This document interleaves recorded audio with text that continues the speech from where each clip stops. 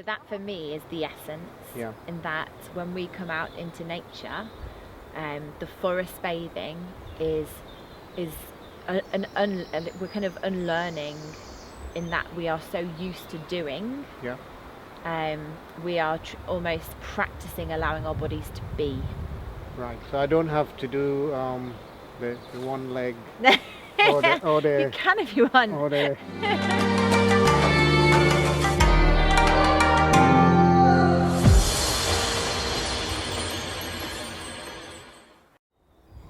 So today I've got Helen O'Connor with me, and Helen, as you can see, we are surrounded by this amazing field of bluebells and the trees.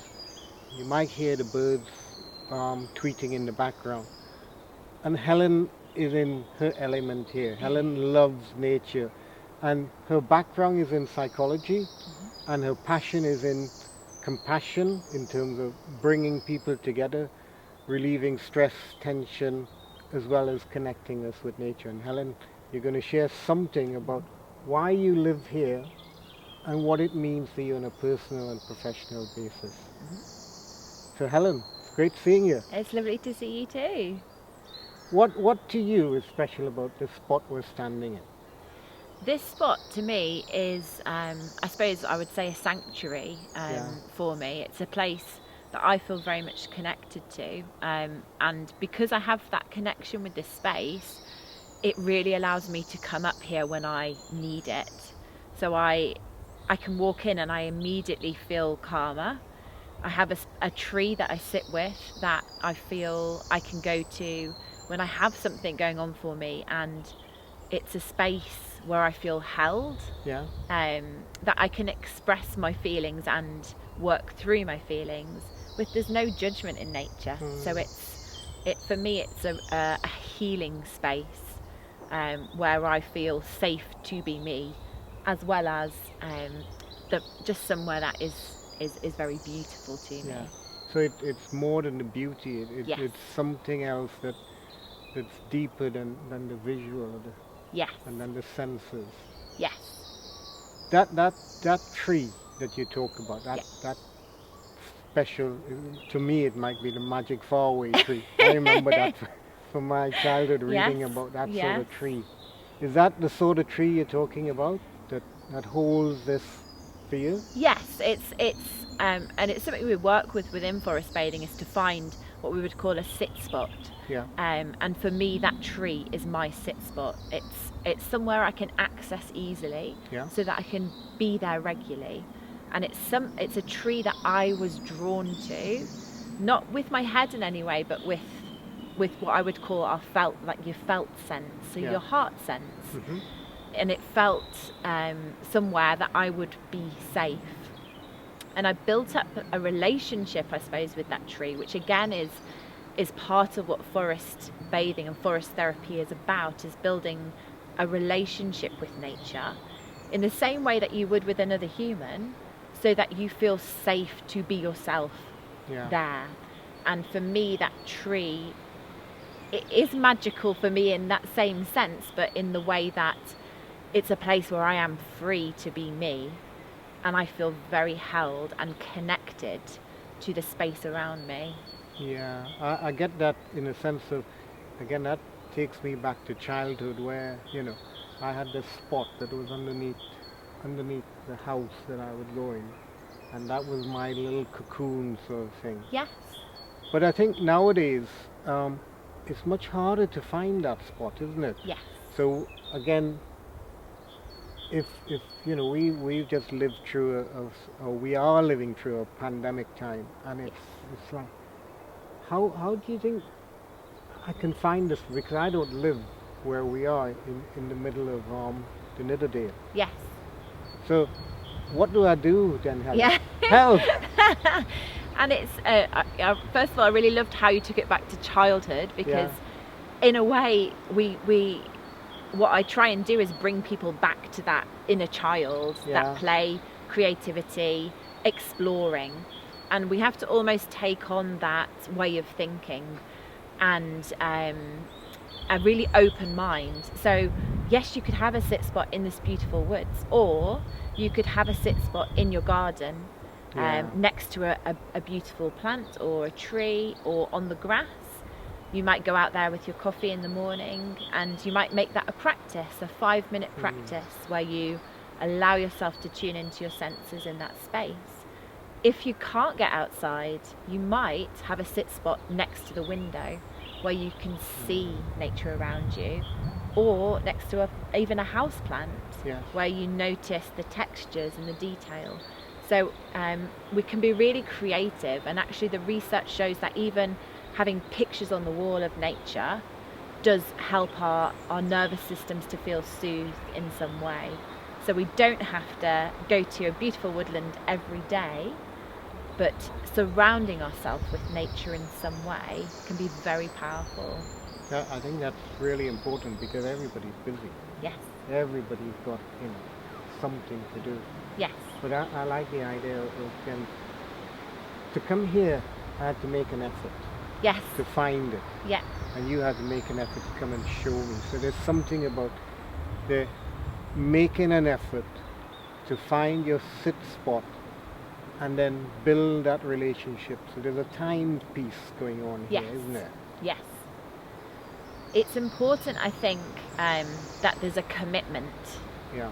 And I do think nature makes it easier to make that commitment than maybe other practices, because I'm not asking people to sit still and clear their mind of thoughts. Yeah. It's almost an easier process to flow into. So you could start by taking a hot drink, which you normally, people have a hot drink in the morning, so that's no different.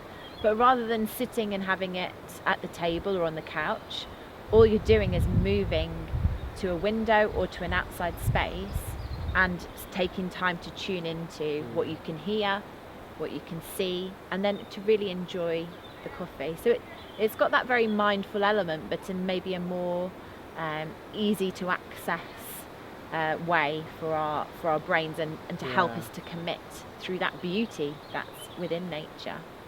So Helen, why don't I just come out here and do some yoga? What is the difference, you think, between somebody saying, well, I'm going to take a group out and do either yoga or Tai Chi or whatever else it is, to how you approach this? So I think there's one key word in what you said there, which was do. Right. So we're not going to be doing anything We're in not forest doing bathing. any. We are being. Fantastic. So that for me is the essence. Yeah. In that when we come out into nature, the forest bathing is we're kind of unlearning, in that we are so used to doing. Yeah. We are almost practicing allowing our bodies to be. Right. So I don't have to do the one leg. Or the, you can if you want. Or the, we do sometimes have some movement. Yeah. So there are invitations around movement, but I would ask people to first to move into their body. Yeah. And then I would say maybe you would like to mirror the movement around you. So you would look at the trees in the wind. So it would be, again, it's more of a being experience where you are connecting with nature's movement. I like that, the sense of, like say, we could watch the wind pushing the leaves on it, you could sway with it. Yes. And get almost a different rhythm. Yes. So you're connecting with a rhythm. Yes. That is all around us. Yeah. That is influencing us. Yeah. But you're not aware of the rhythm No. of it. And you can then pull all sorts of meaning and metaphor. So we know that on a stormy day we have the trees moving quite, ferociously. Yeah. But they are rooted into the ground, and we can start to think about how can we become more rooted for the storms in our lives. So we can tease through the experience, through sharing our experiences, and explore the meaning that we have taken from them. But that's not the essence of the whole experience, because the word is experience, isn't it? So your experience and my experience can be totally different, and that's fine. Yeah. So when I leave here, what do I get apart from, and I'll say that kind of like tongue in cheek, just the experience of it's a nice experience. Yes. But is there a benefit beyond that? Yes, and I think this is maybe the difference between forest bathing and forest therapy in a way. Right. Although I always weave into my forest bathing skills. Okay. So it's invitations and ways of connecting with nature that you could then take with you to use in your everyday life. And I would always follow up as well with information for people about ways that they can connect with nature within their routines that they already have, because like anything, we have to practice in order for our bodies and our minds to get the benefit. We need to rewire the paths for it to become a practice that really does soothe us, or that we can move into it easily. So I guess it's a bit like having the habit of a hot bath. Yes. You've got to keep telling yourself, or getting to the point in which every Tuesday night or every month or whatever it is, you're going to have a bath. Yes. And these are the kind of ways you get to that point. Just let me pull you back slightly. So you distinguish between forest bathing and forest therapy. Yes. Just expand that a little bit for me, please. So forest bathing would be the experience in maybe a one-day session or a half-day session where you come along and you gain the benefits from that experience, and you might take some away to practice. Whereas for me, forest therapy would be a structured, maybe 6 or 12 week intervention where you have that greater support to practice and more depth of understanding of ways that you can connect with nature. So a therapy, I suppose, would be something where I would look at seeing a bigger change, and probably where a lot of the research has been done around effectiveness of connecting with nature. So, Helen, if I came to you and let's say I suffer with depression. Yes. And you're saying, right, let's do some compassionate forest therapy. Yes. What does that look like for me? So it would depend on whether you'd come for a day or for a longer period, but it would be a process of weaving together elements of compassion-focused therapy, where we understand our nervous systems and how they work between feeling soothed, feeling threatened, and the drive side of things, the doing. Yeah.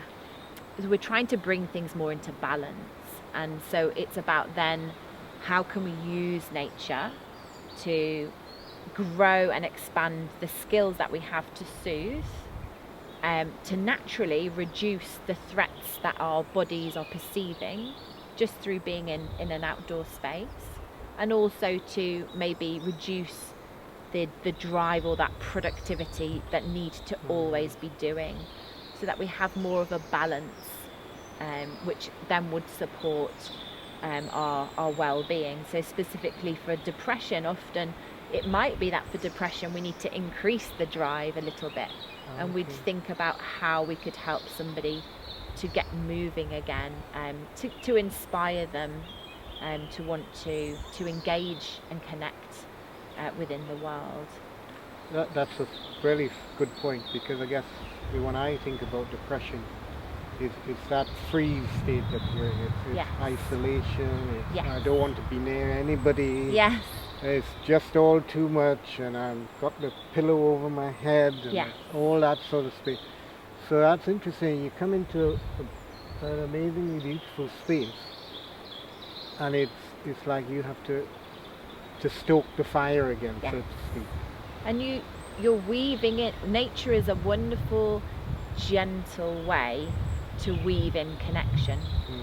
And if it's a group work process as well, we see not only greater connection to nature and the surroundings, there's a greater connection to self through moving into the body and being able to notice what's going on inside. And then we start to see these connections between the group, of, oh, I have that experience too. So through the kind of gentle sharing circles that we offer, people start to feel connected in many different ways. So I love that word gentle. Yes, very gentle. Because it flows, and that's kind of piece I get. It's almost like oiling the machinery, a piece of machinery where it's frozen solid and it won't move. No. And you're coming around saying, well, here we are, and let's get a sense of what's tight, or where is the somatic piece of what you're thinking, you're feeling, or you're sensing mentally. But there's a bit that's in your body somewhere, or bits in your body, or parts of it that's really rigid. And let's just notice that first. Yeah. Before we do anything else. Yeah. And then in time, it's like it comes out of the me into the us. Yeah. So I can learn from your experience or share. Yeah. Is that what? Yes, it's that process of starting. First, we have to have awareness before we can work on something or move something through us. We have to know that it's there, and we spend so much time in our heads and not enough time in our bodies. So a big part of forest therapy and forest bathing is to move us into our senses and our bodies, so that we have the awareness of what is there, and to connect with nature so that we feel safe enough to release and to process and to feel. So often when people sit with a tree, it can be quite a cathartic experience, because they can almost share their feelings in a very non-judgmental, safe space. But you have to build that relationship up first. Yeah. Now, I think I'm a little bit older than you. So, in fact, I'm quite a lot older than you, but we won't go there. I think when I, in the day, think about this, and people say, oh, it's a little bit woo-hoo and a little bit new agey and all of that stuff there. But this has moved on a bit more than that. There's a scientific understanding of what we're doing and why you're doing it and how it works. Yeah. So that to me, I say that because I think it's really important to put that out first. Yes. I think what's helped is that we're integrating green therapy now into our healthcare system. So there is a movement towards green therapy, which means that we are now getting good quality research, and the theories that we have around why we think nature helps, there's more evidence building for them.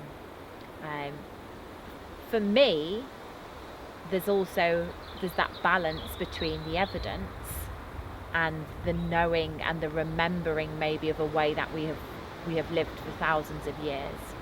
So I think a lot of people know you go for a walk when you're feeling stressed and you can come home feeling better, and that's because we've evolved to be in nature. This is our safe space. This is where we have evolved, and we have a natural genetic impulse to have kinship with more than humans. But now we have the research, which I suppose helps the logical brain to say, okay, that there's benefit for me in doing this, and there's so much that's coming out for both physical and mental health. Yeah, I like the idea of, in my head again, it's that the phrase is call of nature, and that call is like it's something inside that every person has. Yes. And it can either get dampened down because of all the other stuff that goes on. Yes. And it's like this is a reawakening as we stand here. Yes. You know, things happen, and you don't actually, like you say, have to do anything. You just have to be here. Yes. And even as we're talking, my ears are picking up the wind more. Yes. I know it's getting louder. It might change, or it's like it's coming from this direction, or you're feeling things differently by just standing here. Yes. Yes. There is power in the simplicity of nature. it shows us that everything changes. It shows us through the seasons that it's okay to rest as well as to grow and blossom. So we can get so much meaning from just stopping and listening and looking. We don't have to do anything complicated. We just have to be open to receiving what nature is showing us, because, and it's probably quite an overused phrase now, but we are nature. And so we're almost tuning into, and like you said, that remembering. For me, it feels like a coming home to myself. It's that journey of coming back to and remembering how we would have lived. Yeah. Helen, it's been fantastic talking with you about this, and especially in this place that you call home. It's stunning. And I wish you all the best in what you do. Thank you. Just for anyone listening, where do people find you in terms of the online space? So my business is called Seeds of Compassion, and you can find me on Instagram. I have underscore, so seeds _ of _ compassion, and also my website, which is www.seedsofcompassion.uk. Excellent. Wonderful. And if you would like to hear more of what we do subscribe, tick a like, and drop some comments. We will respond to any and all.